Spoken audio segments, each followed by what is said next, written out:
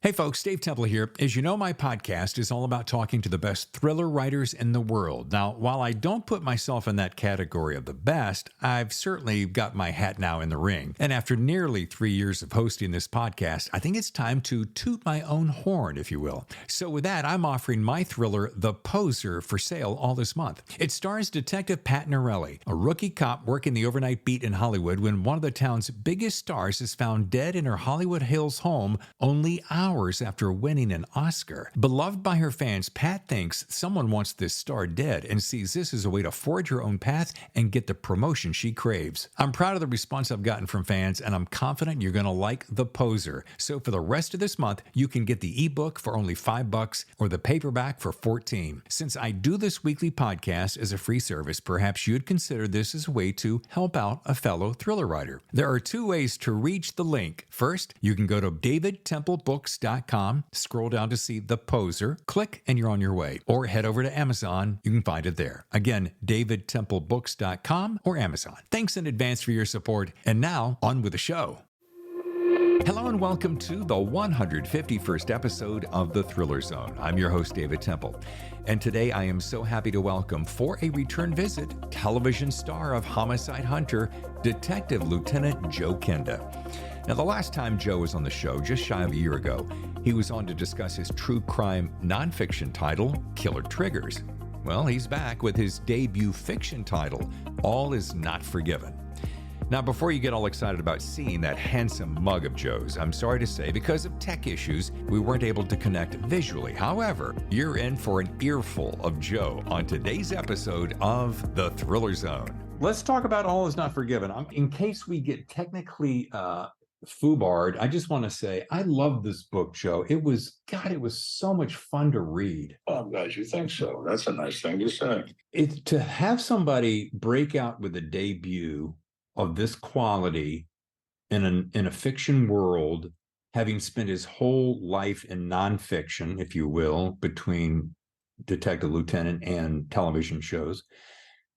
I was just amazed. I told my wife, I was just like, man, I can't believe this is his first foray. And if this is any indication of what is to come, this guy should not stop doing this. Well, that's very kind of you. I do have another book in the manuscript in the hands of Blackstone, and it's also fiction. It also involves the subject of fentanyl. Oh boy. Which is at the forefront of this in this country. What people don't realize is fentanyl has been in this country since the early 1970s. It was originally introduced as an intravenous painkiller to replace morphine or surgery because it's synthetic. It's manufactured from common chemicals. The trouble is it's 100 times more powerful than morphine and 50 times more powerful than heroin.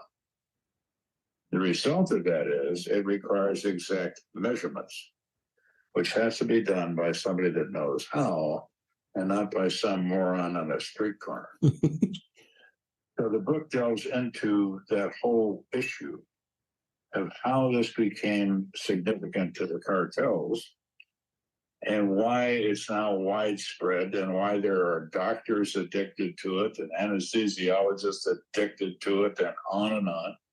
We killed 150,000 people last year with this drug because this country has an insatiable desire to use narcotics.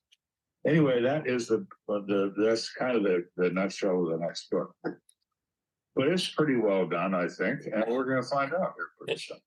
How are you what has been your experience since All Is Not Forgiven dropped on bookshelves nationwide? From what I understand, it's done very well. I don't pay a lot of attention to it. I'm in the middle of doing a number of things with TV.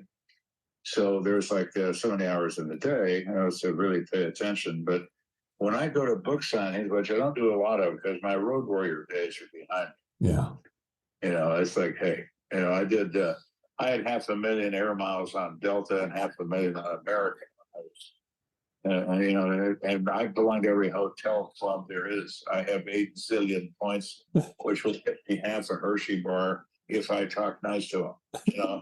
But anyway, I decided I had enough horsepower these days to not have to travel.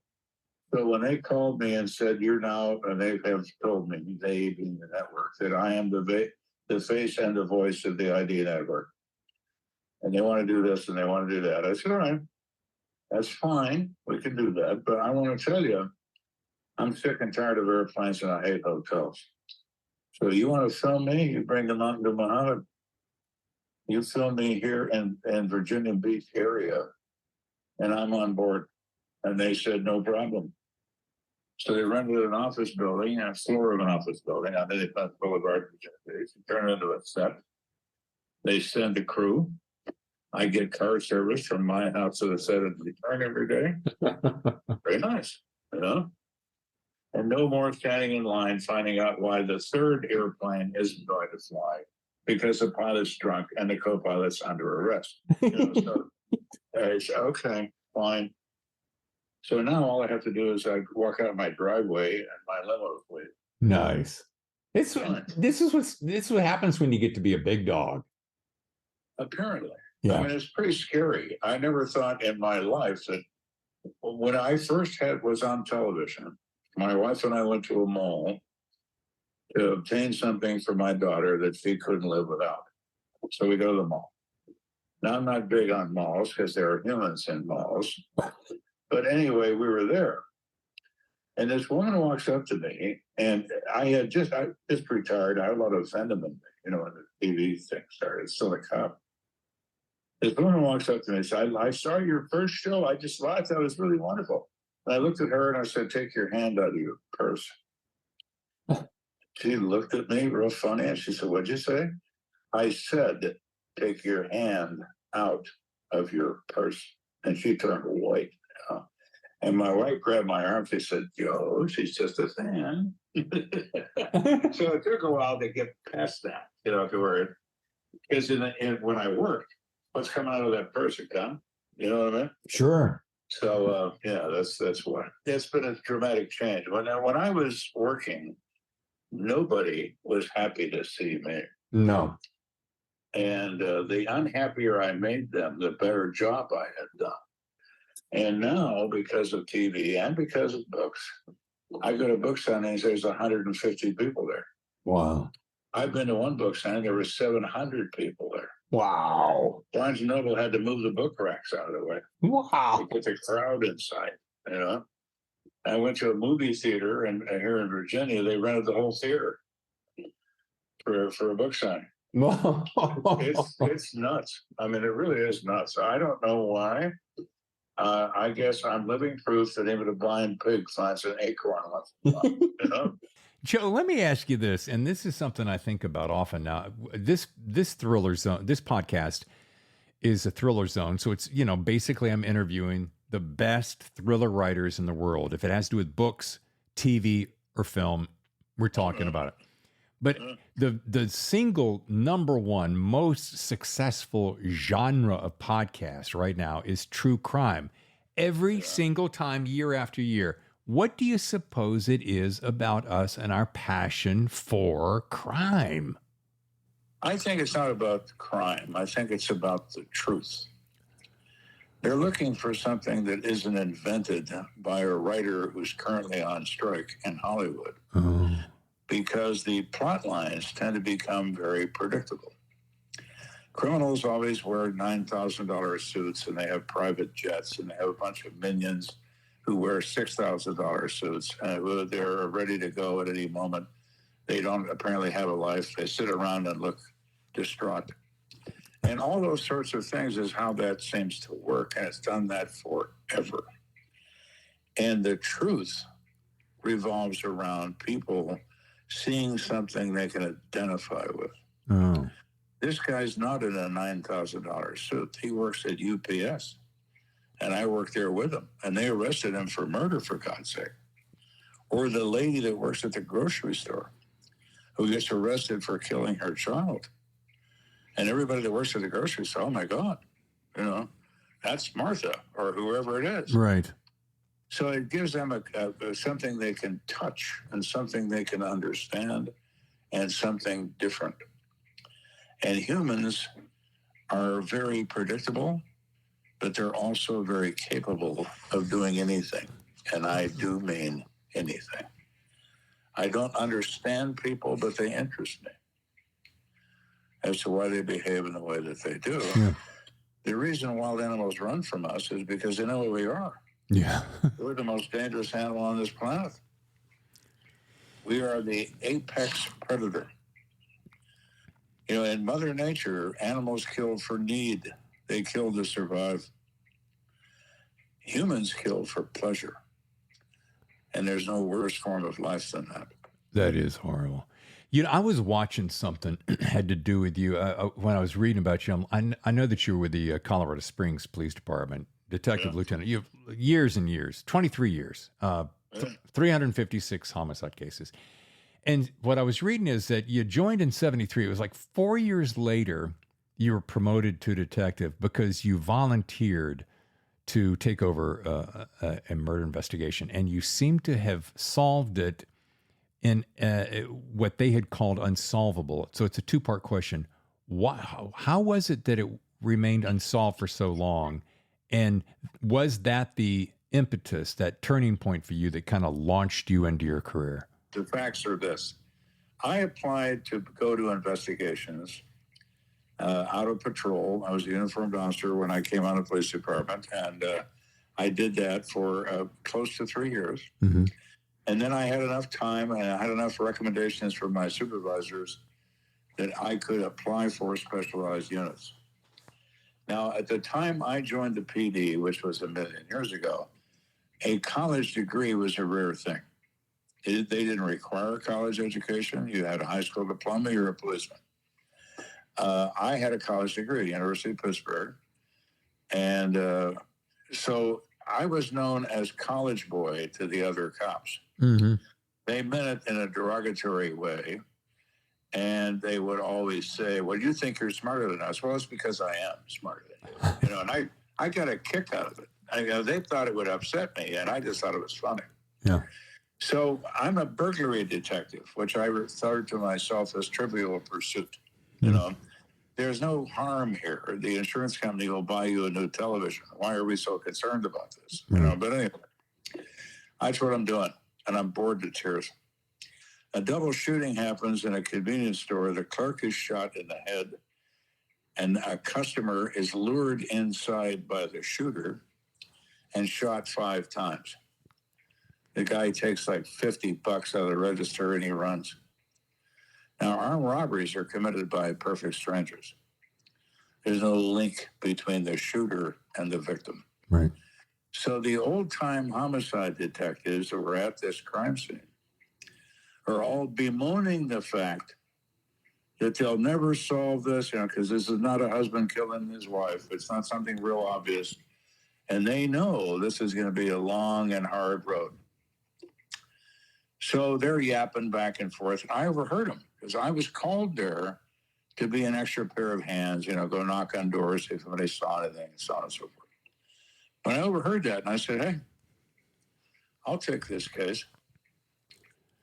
And these guys jumped on it. They said, oh, give it to the college boy. He'll solve it before recess. And everybody laughed, you know. Uh-huh. And the sergeant who was running the homicide unit, he said, I'll check with your sergeant. It's okay with him. It's okay with me. I said, fine. So I thought, okay, Kenda, and you've opened your mouth. Now it's live or die. Right.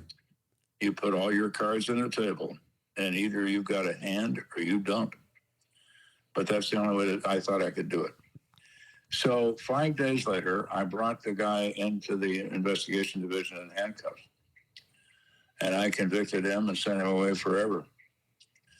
And to their credit, one of those older guys walked up to me and patted me on the back. He said, not bad for a college boy. Wow. And I was in homicide the next day. And I stayed there for almost 20 years. So what was the secret that, I mean, of course you recall it because you did it, but how did you snag this guy? And over $50. It's determination. Yeah. Okay? It's determination and trying to understand human nature. What would people do when they're under great stress and they're frightened and they make mistakes. Let's find a mistake. It could lead us somewhere. During the course of the struggle with the customer, he shot 5 times. The customer fought for his life and struggled with this guy and pulled a bracelet off of his wrist. Oh. It was a cheap kind of thing you'd buy at a mall stand in the middle of the hallway, $5. And it had a girl's name on it. And the name was Ingrid. Now, the witness said that one of the witnesses said the guy was black. Well, he's black. Ingrid is a German name. Right. And it's not probably a black female. Probably. Right. So I took that bracelet to a jeweler that I knew. I said, what can you tell me about this? He said, well, it's junk. I don't sell anything like that. I said, I know you don't sell anything like that, but is there anything unusual about it? He said, well, there is one thing there is. I said, what? It's shadow engraved. What do you mean? Well, there's a new machine out there that'll cut a double cut on lines. It's kind of nifty looking, and people have found it to be very popular. Uh-huh. And it's done that way. The name Ingrid, if you notice, there's a line for I, but then there's a shadow line next to it. Oh, yeah. Man, it's like a double cut, so it has gives it depth. Uh-huh.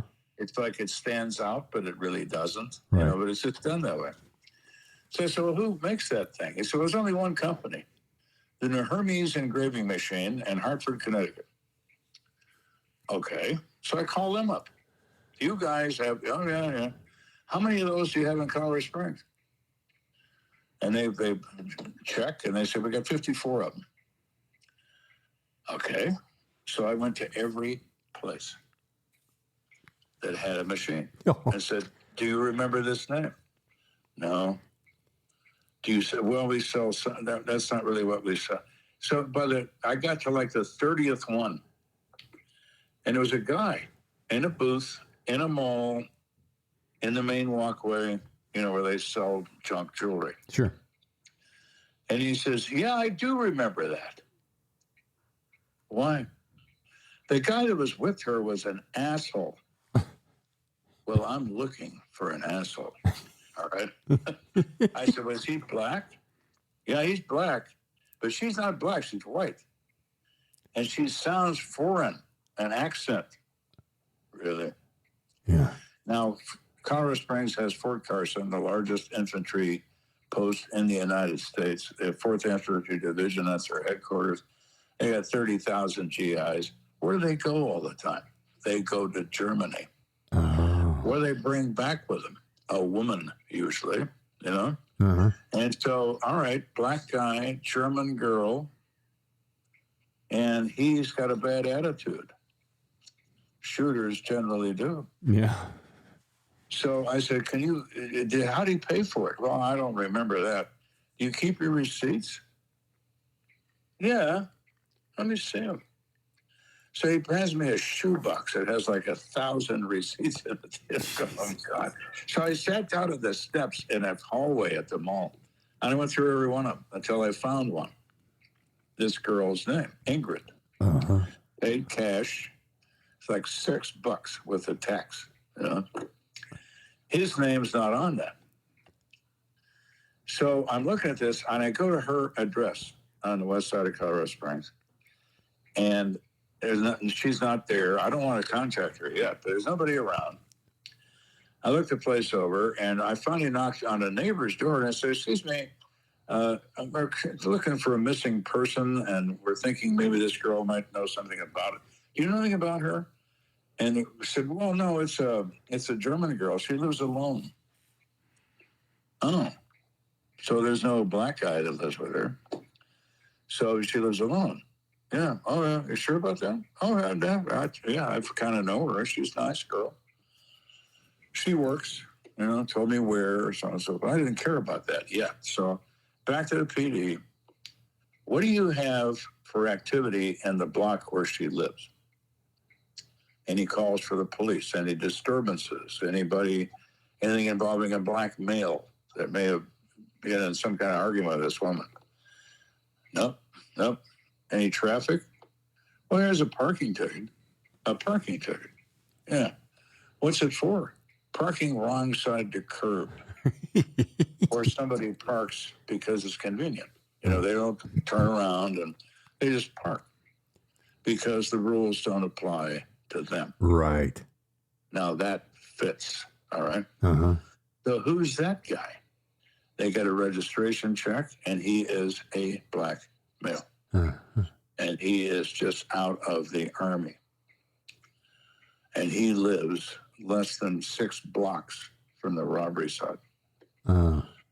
One thing leads to another. You know what I mean? So that's how, and we turned it, and we got the evidence. I found the gun in his apartment with a search warrant. I arrested him, and as the guy pointed out at the mall, he was an asshole. But he went away, and the state remains paying his rent. Oh, boy. Well, first of all, Joe, great story. The way you walked me through it, I was there every step of the way, which is interesting because we don't get to hear things like that. So we're talking to a guy who lived it, slept it, breathed it year after year. So thank you for that. That was awesome. The thing that always blows my mind is the very first thing I want to say is the level of stupidity. But what you're saying is so often is people are backed into a corner. They're afraid of something, afraid for their life, or just flat out desperate and do desperate things without really thinking about it. Absolutely. I would say that to people in interrogations. The guy's really playing the game. You know, I don't know what you're talking about. Fuck you. Yeah. I'm not telling you nothing. Yeah, okay, whatever. I said, no, I'm going to ask you something. How many mistakes do you think you made? What? Did you make 5 mistakes? Could you have made 10? Did you make some that you don't realize you even made? Yeah. And you watch the wheels start to turn in the guy's head. You can see it in his eyes. I said, I'm not going to retire for a long time. I have nothing else to do but find those mistakes.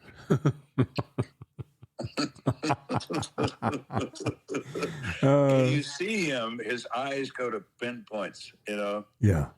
And it's, I touched a nerve, didn't I? Hey, Joe, you have such a cool voice. Did I? And if this is an obvious question, you can just kick me later. Did you do the audiobook version of All Is Not Forgiven? I did just the intro to it. Okay. They wanted me to do. I said I'll do the whole book. They said, no, there are too many characters in there of a foreign nature. You know, there's a German, there's a Brit, there's all kinds of people. So they wanted to have somebody with a correct accent, which isn't me. Yeah. So I read the initial introduction to the book, the fact that it is fiction, the fact that everyone in it is fictional being except for me, because I'm in it. Right. But ultimately, it could just as well be a reality because what is in that book was inspired by all the different things I've seen and done. Sure. So there is, you probably have had people say to you, you can have a bit of a gruff exterior. It can be a little disarming or intimidating. But I was watching the other night, I was just flipping across and I drilled down on some of your shows and I found, what was it? You were telling a story and you were doing, it's like a promo for Stop the Chaos. I think it was on ID. And I could have sworn I saw you smiling when you were describing a brand new recruit that you met when investigating a murder where a woman was shot in the face twice and had her home burned to try to cover it up, which, as you said, didn't work. But the thing I loved about it's one of the few times I've seen you grin big ear to ear. And it struck me because of your standard no smile demeanor. But I bet you if we asked Kathy, she'd say that you're just a pussycat, right? She would. Yeah. She would. Yeah, she would. It's all shtick. You know what I mean? It's just part of the deal. Yeah. But let's go across that way to impress people. That the fact that, I used to arrest people, and I learned something early on. It was a trial and error affair, but I would arrest people, and I would decide I've got to make them afraid of me because they're armed. or they could go for the gun I can see in their waistband. Right. And I really don't want to shoot anybody. And I never did the whole time I was a policeman. Wow. I never fired my weapon. I arrested a hell of a lot of people for murder, but I never fired a gun at anyone.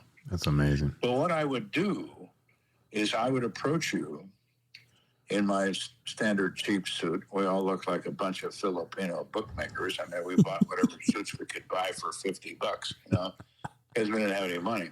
Right. And I'd have a badge in one hand and a gun in the other. I'm left-handed, so the gun's in my left hand. My badge is in my right hand, because I don't want you to say, I didn't know he was a policeman. I've got the badge right out there by the gun. And very quietly, I would say, my name is Kenda, and you're under arrest for first-degree murder. If you don't do what I say, I'm going to kill you right here and right now. And they would raise their hands and not even reach for the gun I could see. Yeah. Because they would think, this guy means it. Yeah. I picked a door one time on a bad guy who was a convict. He's been around the block, And I had a Remington 870 12-gauge pump shotgun.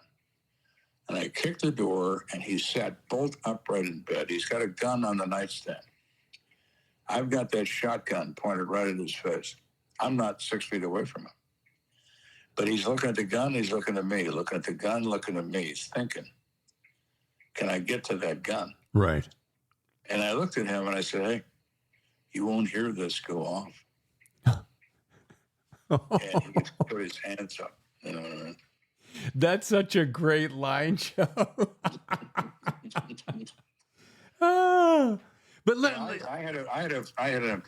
it's not that I wouldn't kill somebody, because I would. Sure.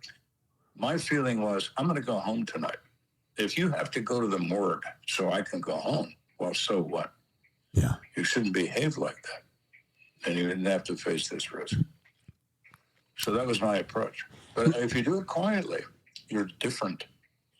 You're not yelling and screaming, get your hands up, oh my God. Right. That's what they expect you to do. Yeah.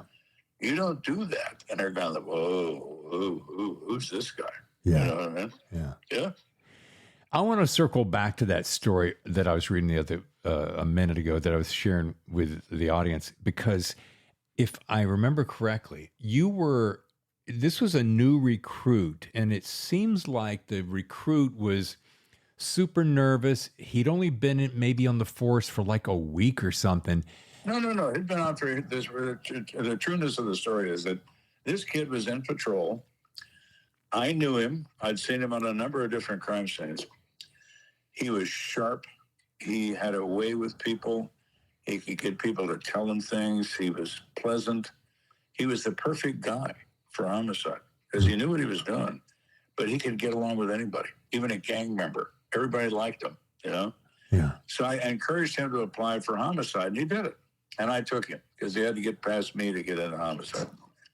So the first day he comes to work as a homicide detective, it's 8 o'clock in the morning, and he's all spiffed up in a 3-piece suit. I said, Garrick, you look like a banker. You look great. He said, thank you, sir. I said, come in my office. So he walked in. And I said, you see that smoke rising down there in the south part of the city? Yeah. You notice it's black smoke, petroleum-based. It's not a wood fire. It's a building. Oh, yeah. I said, the fire department called, and there's a dead woman in that house who lives there. And somebody shot her twice in the face with a large caliber handgun. It's a concealment fire, Derek. Somebody's trying to burn up a crime scene. Now, the deal is, the reason I'm pointing this out to you is because it's your case. Mm-hmm. And he looked at me and he said, sir, this is my first day. I said, yeah, that's true, Derek, it is. But you go from being a new guy to an old guy around here in about 15 minutes. So I selected you for this job because I think you can swim. And I'm going to throw you in the deep end of the pool, and we're going to find out. Now, I'm going to go with you. And unless you do something hopelessly illegal, I won't say a word. Let's go. He was so nervous he couldn't put the key in the door lock in his car, in the police car. And we arrived, and I watched him. 3 days later, we turned the shooter, and he did that all by himself. And I said, Derek, you are in the right profession. Wow. And he absolutely was. He was just good at it. And he learned. The first thing to do is calm down. The second thing to do is put your hands in your pockets and let the crime scene speak to you, because it will. It speaks very quietly, but you have to listen. And my guys would think I was, again, girls would think I was nuts when I was in a crime scene. The body's there, and I'd be looking at something that was broken, and I would be speaking to the suspect out loud. So why'd you break that?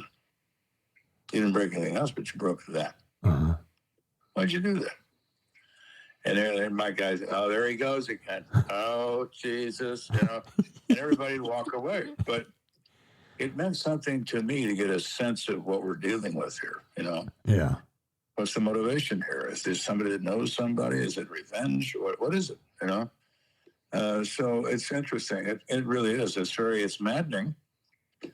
And it will drive you crazy. My longest case took me 9 years. Oh, my God. 9 years. Oh, my. Here's a kid. I'll tell you this real quick. All right. Yeah. He's a young boy. He's an oops baby. His parents are older, but all of a sudden here he is, right? They got a new baby. So when he's 8 years old, he gets hit by a car. Damn near dies, gets a serious head injury, and it just reduces his mental capacity to where he never advances past 5 or 6 years old. So now he's in his 30s. His parents are dead. He lives in a motel where you wouldn't keep a dog you didn't like.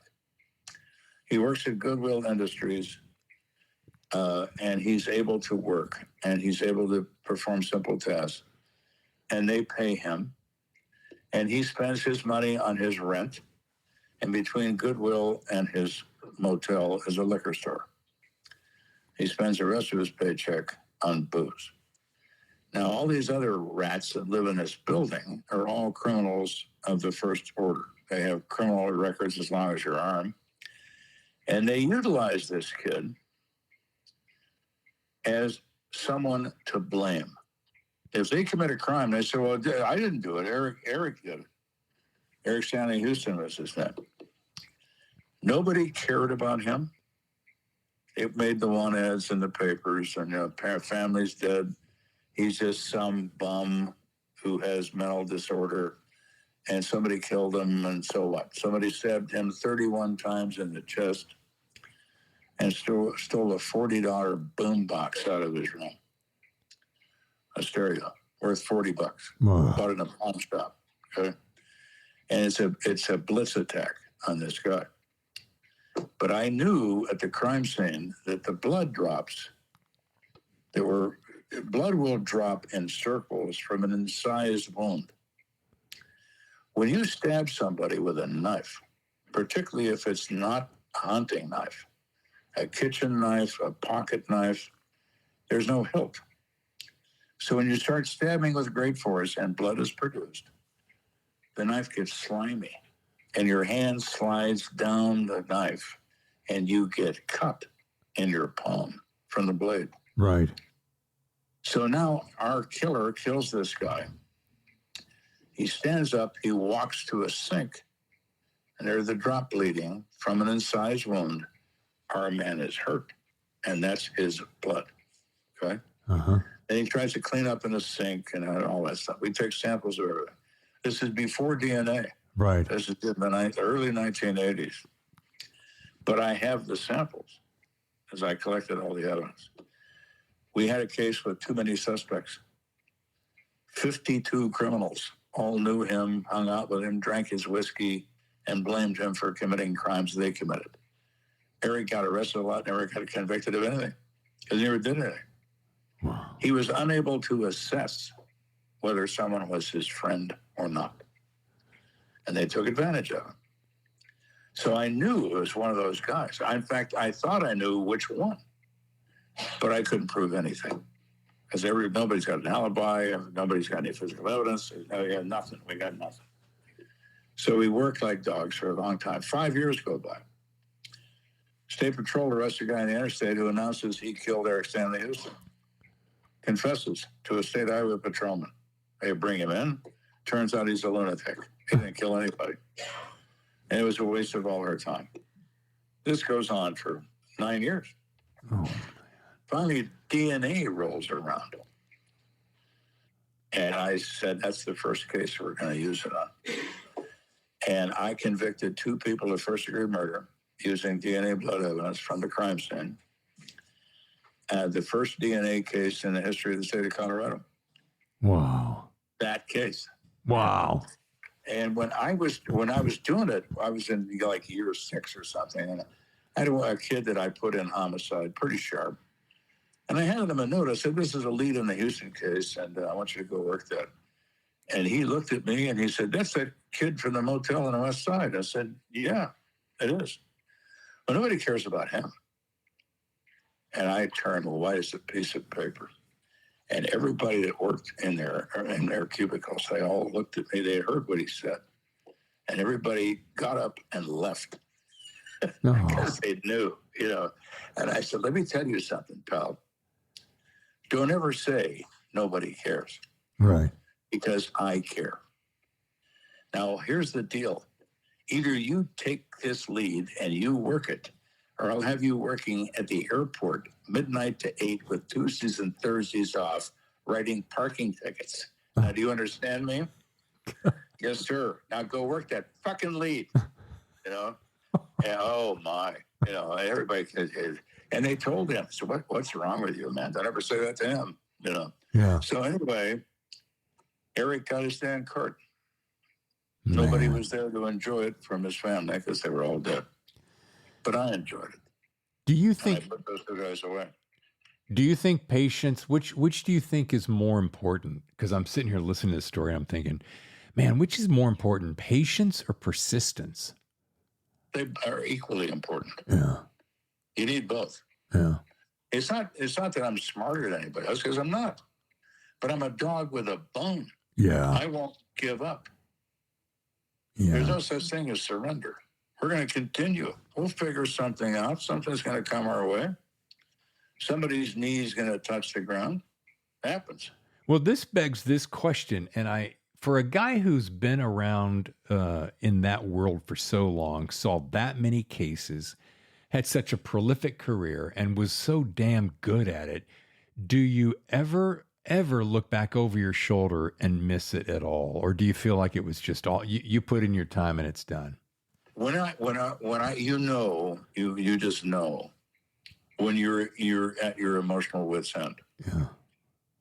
I knew about 3 months before I retired, I wasn't even listening anymore. Everything around me was white noise. Yeah. I was maxed. I didn't want to tell another mother who wasn't coming home anymore. I just didn't want to do that. Yeah. And it got to that point to where I was overwhelmed by it. And on one particular day, I lost my temper with a suspect. I really lost my temper. And I walked into my office and I cranked in an inter-office memorandum, which it was known in the police department as a blue sheet because it was blue in color. And I said, effective September 1st, 1996, I retired from the Colorado Springs Police Department. Very truly yours. There you go. Done. One sentence, one line. I was there on Friday and I wasn't there on Monday. And my guys were so distressed, they were calling me to authorize overtime. And I was gone. And I said, I can't do that. I don't work. Well, the new guy doesn't know what he's doing. Well, that's not my problem. Yeah. You know? Was it went on for quite a while. Was it one inciting incident, or was it had your tank just gotten overflowed full? It was the last straw. It was one of the units. I was commander of major crimes, which is sexual assault against children and adults, homicide, physical assault, all the fun stuff, gangs, fugitives. That was all under major crimes. So it's a violent world. Yeah. And we were having a very bad day. And there was a 74-year-old man who sexually assaulted his 5-year-old grandson. And they had him under arrest. And I had run out of detectives. I said, okay, I'll take the guy, the old guy, the one that attacked his grandson. And you deal with these other people. Okay, so I'm talking to this fool. And I looked at him, I said, why did you touch that little boy like that? And he said he came on to me. Oh. And that's the last thing I remember. The next thing I remember, I heard several guys saying, Lieutenant, Lieutenant, because I had that guy on the floor and I was strangling him. Oh, jeez. And he was turning blue. And they didn't know what to do. The boss is killing somebody. What do we do? You know? So finally I just dropped him and he choked and coughed and puked, you know, but he was alive. And that's when I walked in and typed the memo. And that was the end of that. Wow. Wow. I don't know. Yeah, that's so disturbing on so many levels. And I'm seeing more of that in television. Seeing more things that involve children, and that sickens me to a degree that I can't even. It's enough to make me want to turn away from it. I stopped when I stopped Homicide Hunter at 9 seasons. I did that for a reason. I called the network. We were 10 episodes in to a 20 episode season, so we were half done with it. And I talked to the boss, and I said, you know, I'm stopping this after season 9. What? Because I'm the golden goose, right? Right. They were making a ton of money. I said, I have no other cases that I'm willing to present. Because what I have remaining are children and babies, and I won't do those. Yeah. And the others I have left are absolutely too disgusting for a general TV audience. So we're done. And by the way, thanks for the money. Yeah. I hung up, and that lasted about 20 minutes. The phone rings, and my wife answered it. And it was the boss, and he said, is Joe there? Yeah. Yeah, he's here. Hang on a minute. Taking the phone, and he says, Joe, we're like the Corleones. The only way out of this for you is death. We're going to come up with another series. Okay, all right. You know, so now we do American Detective. And not my case. Now, wait a minute. So you did, so Homicide Hunter is what made you a household name. American Detective came along second, but is this a new variation of that, or is this a new show that you do? No, it's the same one. They've retitled it Homicide Hunter, American Detective to tie it to me. Oh. But the initial Homicide Hunter was 144 episodes. Jeez. 1 hour long. Okay. Yeah. And I did all those. And now we've had about 22 episodes of American Detective, plus 3 2-hour movies. And I just finished filming 8 new episodes of American Detective, plus another 2-hour movie. But they're still in production, so there's no air dates yet. But yeah, only it's other people's murder cases. But murder is murder. Sure. Unfortunately, the facts are always the same. The names change. It's the only difference. So, Joe, how long are you going to keep at it? Does Kathy ask you that, honey? How long? How much longer? Yeah, I don't know. I don't know. Yeah. You know, I've worked all my life. I had a paper route when I was 9. You know, it's looking out the window doesn't appeal to me. No. So, you know, I don't know. We'll see. We'll see. Well, I can say without blowing any smoke up your skirt, you're a fascinating dude. I've really grown to like you, and I could listen to you talk all day long. It's just you got magic in you, dude. Oh, thank you. That's very kind of. I never thought that, but apparently something works. I've never had a script. I say whatever I want on all the programs I've ever filmed. Well, now here's an inside scoop, folks. As Joe was telling that story about the thing I brought up about the rookie who was wearing the banker suit and went on to build a career, you told that story right here on this podcast, almost word for word as to what I heard on the television. And I'm like, oh my God, wait a minute. Yeah, I know you don't have a script in front of you. I'm like, how did he do that? Yeah. And that episode had to be months and months and months, if not years ago. So it was. I have a good memory. No doubt. Well, listen, you have been so gracious with your time. Like I said, I could talk to you forever, but I know you're getting prepped for a little trip, and I just want to say that I hope All Is Not Forgiven does super well. I can't wait for the next book because, folks, I read this book in 2 sittings, and if I didn't say this before, it's when you read the book, you hear Joe's voice in your ear and you can't decide, is it real? Is it Memorex? You know, how much happened and how much is fiction, but it was just a fantastic read. So kudos again. Well, thank you. I appreciate it. Well, listen, thank you for your time, Joe, and enjoy your trip. I hope it's a nice long one. Is it? It's 2 weeks. Okay. And I'm taking my son and his new wife at my expense to Ireland as a little bit of a wedding gift. Nice. So the 4 of us are going, and my show is very popular in Ireland. Nice. So I'll have to deal with that a little bit. I got some press things I got to do with them there. Well, I wish you the best. Tell Kathy we said hello, and I hope to talk to you again soon, Joe. Oh, please. And I wish you all the success that can be wished for. So anyway. Thank you, Joe. All right. You be well. You too. Talk to you See soon. ya. Bye-bye. Bye-bye. Thanks, Joe. Always a treat. Now, folks, here's an inside peek of how we're kicking off the month of October. I'm pretty excited to be able to welcome Mark Gottlieb from Trident Media Group. Now, Mark is a highly ranked literary agent and works with authors to manage and grow their careers. So we hope you'll join us Monday, October 2nd, as we kick off October with Mark Gottlieb of Trident Media Group right here on the Thriller Zone. Until then, I hope you'll subscribe to our YouTube channel, youtube.com/The Thriller Zone. And of course, you can always find us on our website, thethrillerzone.com, as well as all podcast channels. I'm David Temple, your host. I'll see you next time for another edition of The Thriller Zone.